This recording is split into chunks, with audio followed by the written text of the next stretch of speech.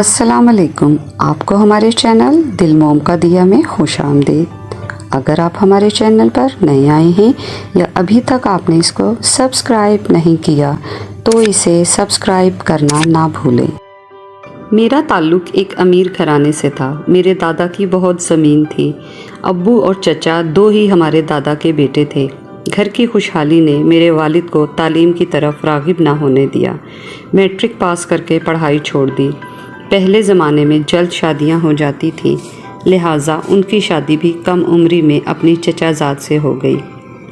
अगरचे वालिद साहिब ज़्यादा पढ़े लिखे ना थे, लेकिन कुदरत ने अच्छा दिमाग दिया था। नहायत ज़हीन व फ़तीन थे। उन्होंने शादी के चंद साल के बाद कराची शिफ्ट होने का इरादा किया। मैं वालिदैन की शादी के एक साल बाद पैदा हुई और मेरी पैदाइश के फ़ौरन बाद अब्बू कराची चले गए। मेरे मामा कराची में रहते थे। वो फ़िल्म प्रोड्यूसर थे, फ़िल्मी कहानियाँ भी लिखते। वालिद साहिब कराची आए तो मेरे मामा के घर रिहाइश पजीर हो गए। दादा से इसरार करके उन्होंने एक खो यानी 80 बीघ ज़मीन फ़रोख्त करवाई और ये रकम लेकर कराची आ गए। उनका इरादा कारोबार करने का था, क्योंकि उनको शुरू से बिज़नेस करने का शौक़ था। ये उन दिनों की बात है जब पाकिस्तान नया नया बना था और बिज़नेस के अच्छे खासे मौके थे। अब्बू दयानतदार आदमी थे, वादा करते तो ज़रूर निभाते और दोस्त नवाज भी।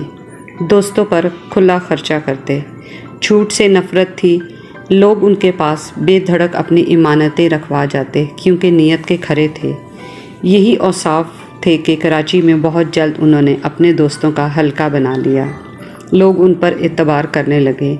उन्होंने इंपोर्ट एक्सपोर्ट का बिज़नेस शुरू कर दिया। उनका बिज़नेस लंदन, अमेरिका और भी बहुत से ममालिक में फैल गया। मुझे उन्होंने एक आला तालीमी इदारे में दाखिल करा दिया। मेरे बाद दूसरी बहन और फिर तीसरी ने जन्म लिया।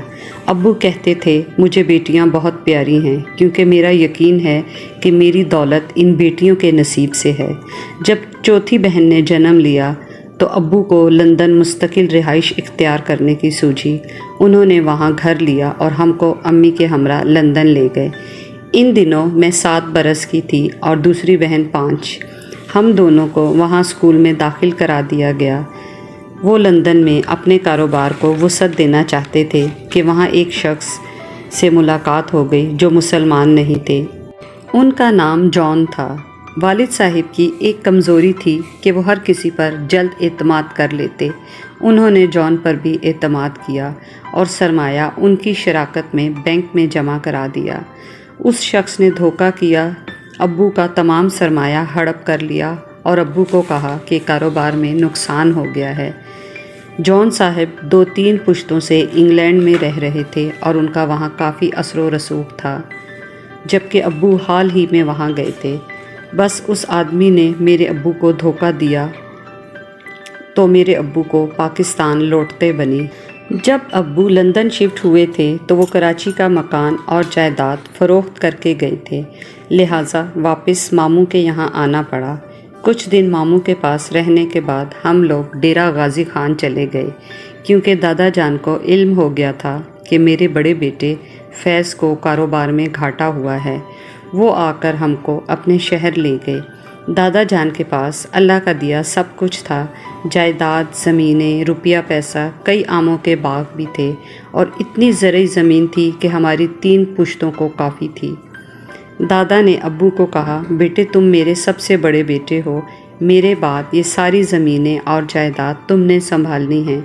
तुम्हारा भाई अभी छोटा है। अब तुम कराची, लंदन और अमेरिका के चक्कर छोड़ दो और कहीं ना जाओ। कुछ दिन तो अब्बू इस छोटे शहर में रहे, मगर उनको मुल्कों की सियाहत के मुकाबले में ये जगह तंग लगने लगी और उनका यहाँ दम घुटने लगा। जहाँ ना साफ़ पानी का इंतज़ाम और ना बिजली पहुँची थी। लोग रात को लालटेन या मिट्टी के दिए जलाते थे।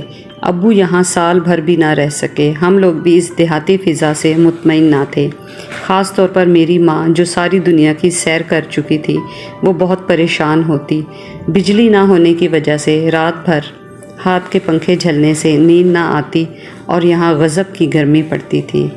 इन दिनों इस शहर में अच्छे स्कूल ना थे। 1-2 गवर्नमेंट के स्कूल थे जहाँ बच्चे टाट पर बैठकर पढ़ते थे।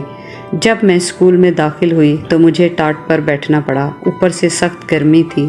टीचर ने मेरे लिए कुर्सी मंगवाई और कहा कि ये फैज़ खान की बच्ची है, इसको टाट पर बैठने की आदत नहीं है, इसलिए रोती है। ये लंदन से आई हुई है।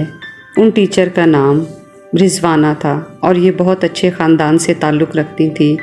उस खातून की शफ़क़त को मैं कभी नहीं भुला सकती। वो मुझे अपने साथ कुर्सी पर बिठाती थी और पंखा भी झलती थी। मैं कहती थी कि मैं रट्टा नहीं लगा सकती, वो मुझसे रट्टा नहीं लगवाती थी, समझा कर पढ़ाती थी। उनकी खसूसी तवज्जो से मैंने चौथी जमात पास कर ली और क्लास में अव्वल रही। वालदा हर वक्त परेशान रहती थी कि कराची चलो, हम लोगों को यहाँ नहीं रहना, यहाँ अच्छे स्कूल नहीं हैं। 8वीं तक लड़कियों का स्कूल था।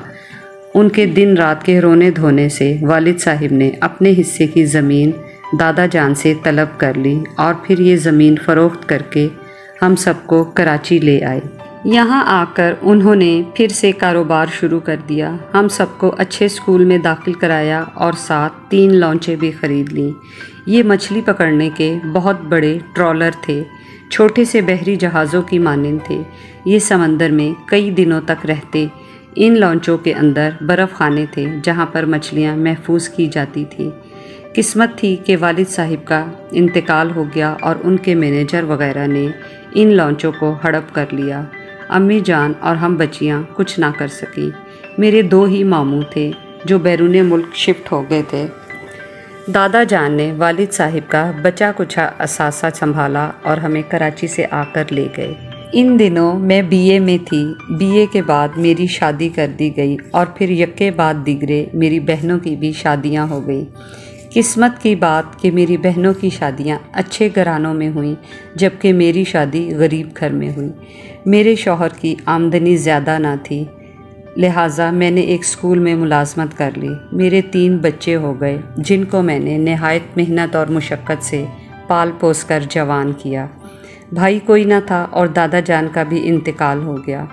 चचा अपने बच्चों की कफ़ालत करते थे। मेरा सहारा सिर्फ शौहर थे जो कि बहुत गरीब थे। शादी के बाद मैंने 25 साल मेहनत की, बच्चों को आला तालीम दिलवाई और परवान चढ़ाया। दोनों बेटे आला तालीम याफ्ता हो गए और अच्छा कमाने लगे, तो मैंने सोचा कि चलो अब मेरे आराम के दिन आ गए हैं और मैं बेफिक्री से बुढ़ापा बसर करूँगी, पर ऐसा ना हो सका। बेटी की शादी हो गई और वो ब्याह कर दूसरे मुल्क चली गई। फिर बेटों की शादियां करती। जब बहुएं आ गईं, उन्होंने सब कुछ अपने कब्ज़े में कर लिया। वो घर जो मैंने पाई पाई जोड़कर बरसों की मुशक्क़त से बनाए थे, वो उनकी मालिक हो गई। छोटा बेटा सरकारी ऑफिसर था, उसका तबादला हो गया। वो अपनी बीवी को लेकर दूसरे शहर चला गया और मैं बड़े बेटे और बहू के पास रहने लगी। बड़ी बहू ने बहुत जल्द मुझे ये जितला दिया कि बेटे की कमाई पर तुम्हारा कोई हक नहीं, तुम खुद कमाओ और खाओ, वरना यहाँ से चली जाओ। सिवाय आटे के वो हर शय अपने कमरे में ताले में रखने लगी। बेटा घर में रोज़ 4-5 किलो दूध लाता, जो नौकर तो पी सकते थे, मगर बहू को 1 कप चाय के लिए मुझे दूध देना गवारा ना था। बेटा अगर 6 दर्जन अंडे लाता तो बहू इनमें से एक भी मुझे ना देती। कहती कि अगर अंडा खाने को दिल चाहता है तो मेहनत करके कमाओ और अंडा ख़रीद लो। ये लोग मेरे सामने दुनिया भर की नेमतें खाते और मुझे तरसाते। मेरी उम्र 65 साल हो चुकी थी। मैं समझती हूँ कि बहू का इतना कसूर नहीं जितना मेरे बेटे का है, क्योंकि वो कभी मेरी खबर नहीं लेता कि माँ किस हाल में है, उसने कुछ खाया है कि नहीं। मैं एक कमरे में पड़ी रहती हूँ। बेटे और बहुएँ आती हैं तो कहती हैं कि ये कमरा हमको चाहिए, आप बरामदे में चारपाई लगा लें। जब मैं सोचती हूँ क्या अपनी इतनी मेहनत मुशक्क़त से मैंने जो ये घर अपने बेटों के लिए बनवाया, उनमें से किसी एक कमरे पर भी मेरा हक़ नहीं। एक दिन मैंने अपने बेटे को कहा कि तुम और तुम्हारे बच्चे मेरे सामने 100 तरह की नेमतें खाते हो, क्या तुमने कभी पूछा कि माँ तुमने क्या खाया क्या नहीं? तुम्हारी बीवी अगर पुलाव बनाती है तो सारा उठाकर अपने कमरे में छुपा देती है।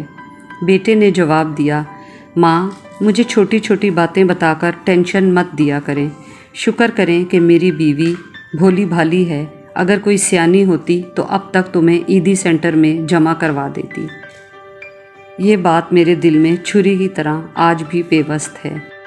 मैं शादीशुदा औरतों से इल्तजा करूँगी कि वो औलादे नरीना की कभी ख्वाहिश ना करें, क्योंकि बेटियां फिर बूढ़े माँ बाप को संभाल लेती हैं, मगर बेटे माँ को बोझ समझते हैं क्योंकि वो जोरू के ग़ुलाम बन जाते हैं।